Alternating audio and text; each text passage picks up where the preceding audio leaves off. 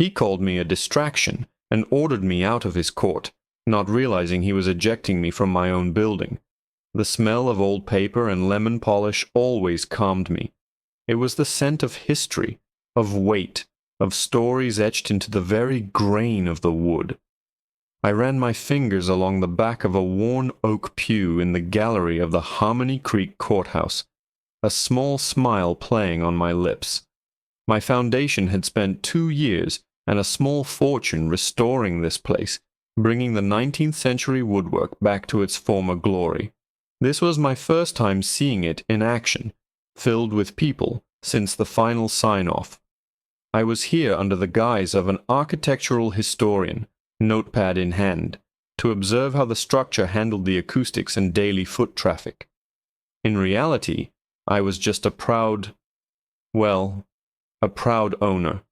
wanting to see my pet project thrive.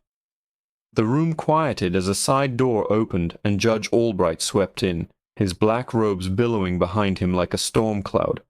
He was an older man, with a shock of white hair and a face that seemed permanently set in a scowl. I'd read the file on him. He was a long-standing local figure, known for his harsh sentences and his even harsher demeanor. Part of the agreement when my foundation acquired the courthouse grounds was to allow the county to continue leasing the building for judicial proceedings for a nominal fee. It was a gesture of goodwill, a way to ensure the building remained a living part of the community. Albright settled into his high-backed leather chair, his gaze sweeping across the courtroom. His eyes, small and sharp, scanned the public gallery. They passed over the handful of other observers, a nervous-looking family, a couple of what looked like law students, and then they landed on me. And they stayed. I offered a small, polite nod, the kind you give a stranger in a library. He didn't return it. Instead, his scowl deepened, his lips thinning into a hard line. I tried to ignore the intensity of his stare, turning my attention back to my notepad and making a note about a slight vibration I felt in the floorboards when the bailiff walked past. A few minutes into the first case, a zoning dispute, the judge abruptly held up his hand, silencing the young lawyer at the podium mid-sentence. "Excuse me," he boomed, his voice echoing in the cavernous room. But he wasn't looking at the lawyer. He was looking directly at me. "Ma'am, in the back." Every head in the courtroom swiveled in my direction. I felt a hot flush creep up my neck. I pointed a finger at my own chest, my eyebrows raised in a silent question. "Me?" "Yes, you," he snapped, his impatience palpable. "With the notepad. This is a court of law, not a lecture hall. What is the purpose of your frantic scribbling?" I closed my notebook slowly, keeping my expression neutral despite the sudden, unwelcome spotlight. "I'm just observing, Your Honor," I said, my voice even and clear. "Observing what?" he demanded. "Are you with the press?" "No, Your Honor, I'm a private citizen." He leaned forward, his eyes narrowing into slits.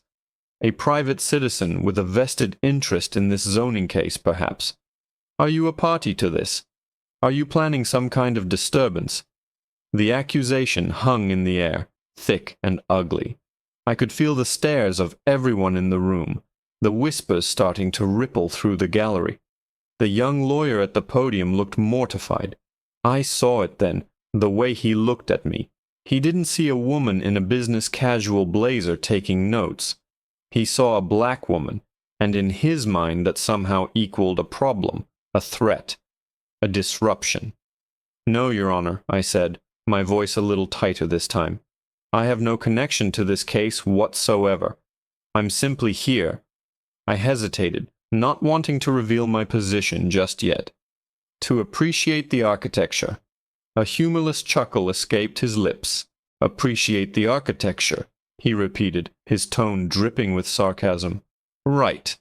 I've had enough of your kind of theatrics in my courtroom. You're a distraction." He waved a dismissive hand at the bailiff, a burly man who looked deeply uncomfortable. "Deputy, please escort this architecture enthusiast out of my courtroom. Now." My jaw dropped. I was being kicked out for sitting quietly, for taking notes, for existing in a space I had personally saved from demolition. The bailiff started walking towards me, his expression apologetic. "Ma'am, you heard the judge."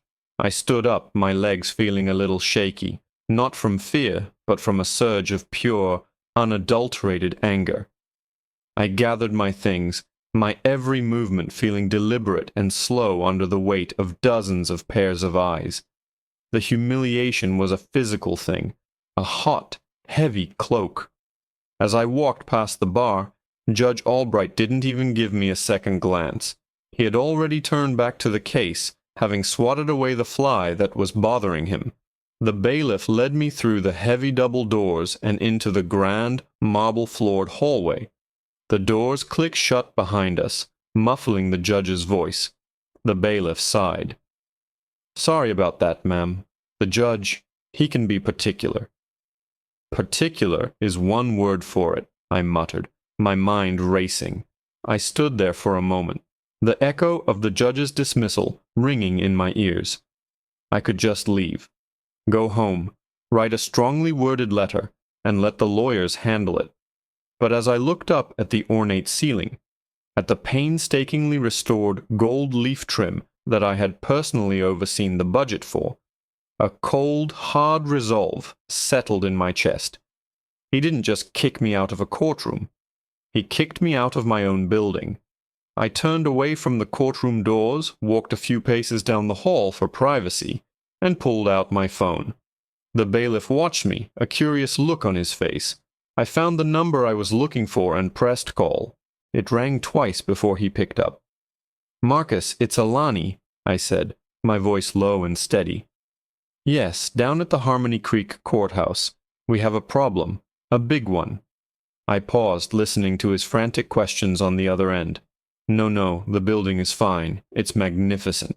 I took a deep breath, my eyes locking onto the polished brass plaque on the courtroom door that read, "The Honorable Judge Robert Albright." "The tenant, however, is about to be evicted. Get the paperwork ready. All of it." I ended the call and slipped the phone back into my purse, my heart hammering against my ribs, not with fear, but with a cold, clear purpose. The bailiff, who had been lingering nearby, looking unsure of what to do, took a hesitant step toward me. "Everything all right, ma'am?" "Everything is about to be," I replied, giving him a tight-lipped smile. I walked over to a wooden bench that sat against the marble wall, directly opposite the courtroom doors, and took a seat. I was going to wait. I wanted to see the look on Judge Albright's face myself. The bailiff hovered for a moment longer. "You can't stay here, ma'am." The judge was clear. "The judge has authority over what happens inside that room," I said, gesturing with my head toward the courtroom. "He has no authority over this hallway. Now, unless you plan on unlawfully detaining me, I'd appreciate it if you'd let me wait in peace." He looked flustered, clearly not used to being challenged. He opened his mouth, then closed it, and with a short, frustrated sigh, he retreated to his post by the doors. He knew I was right. His jurisdiction ended at the threshold. I sat there for what felt like an eternity, the minutes stretching out.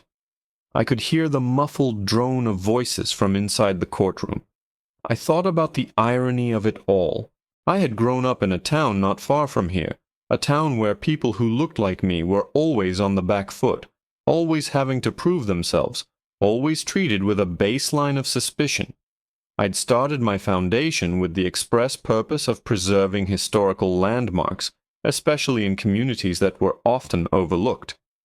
When the Harmony Creek Courthouse, a designated historic site, went into foreclosure and was slated for demolition, I saw an opportunity, not just to save a beautiful building, but to own a piece of the very system that had so often been used to oppress.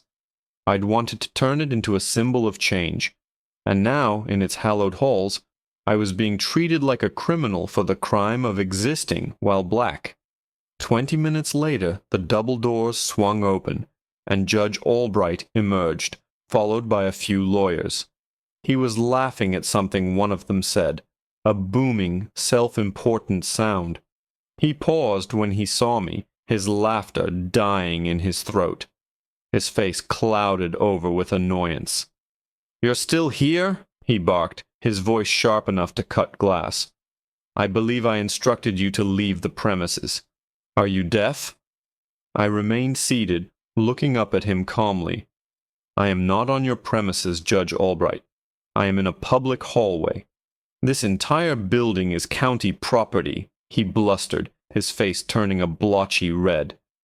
"It is an extension of my court, and your presence here, after I have explicitly dismissed you, is a direct challenge to my authority."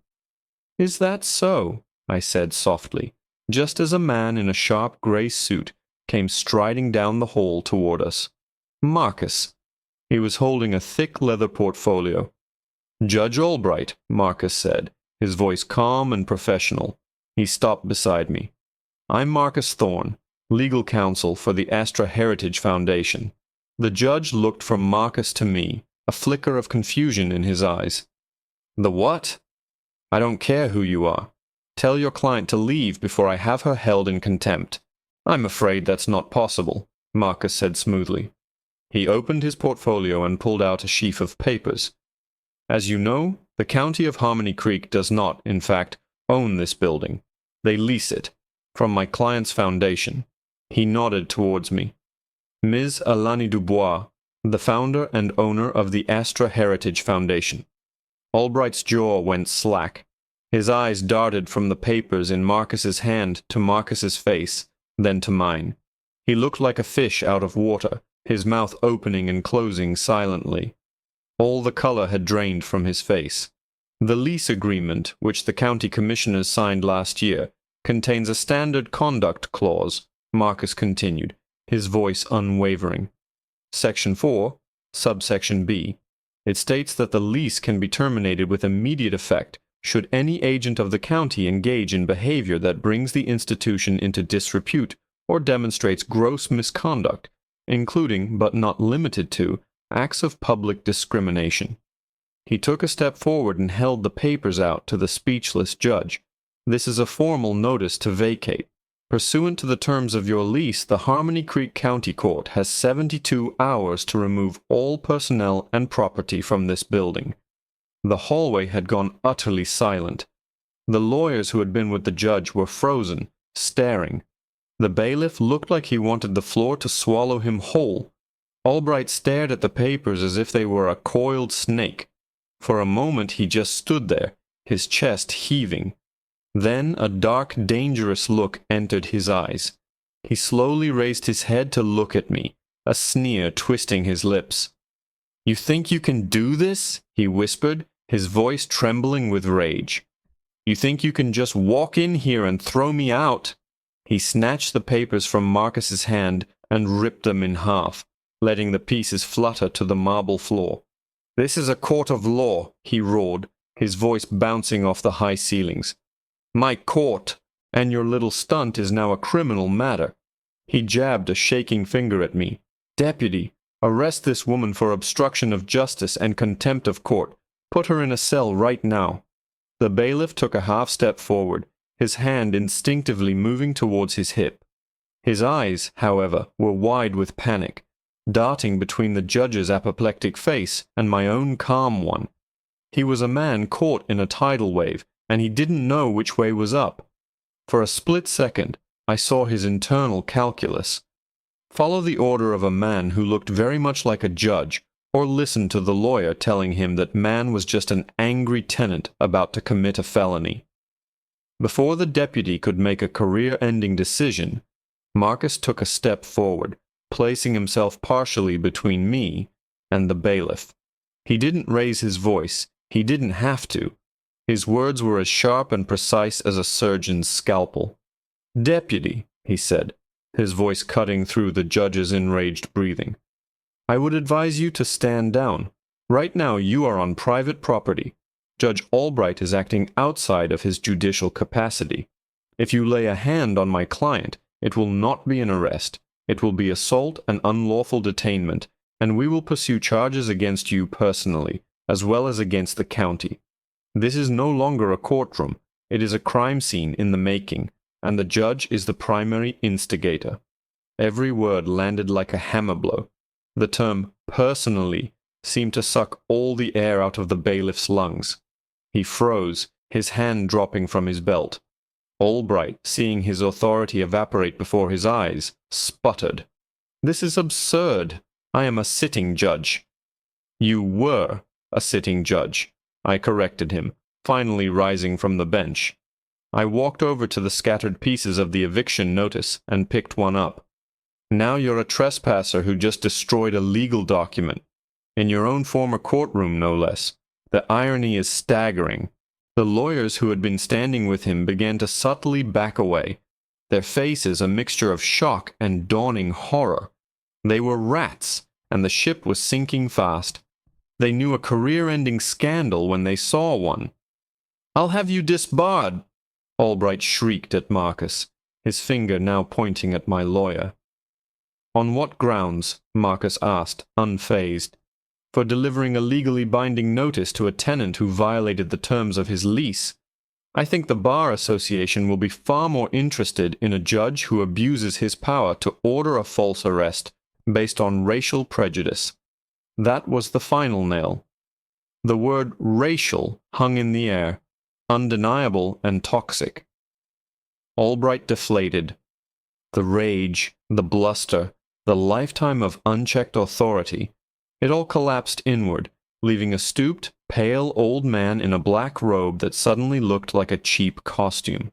He stared at me, and for the first time I think he actually saw me, not as a problem or a disruption, but as the woman who held his entire world in her hands. And he knew, with chilling certainty, that he had no one to blame but himself. Marcus pulled out his phone.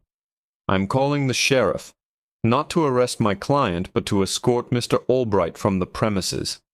The next hour was a blur of quiet, efficient dismantling. The sheriff arrived, a stern woman who listened to Marcus for 2 minutes, looked at our paperwork, and then nodded curtly. She spoke to Albright in low tones. There was no argument. He was escorted out through a side door, a man stripped of his power and his dignity.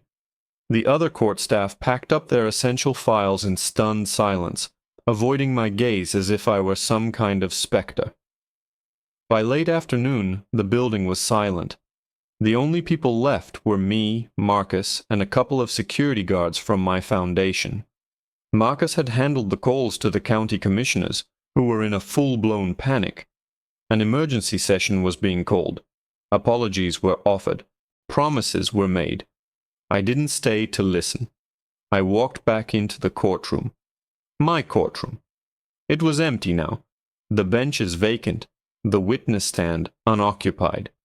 I walked up the steps to the judge's bench, the one he had used as a throne to pass judgment on me.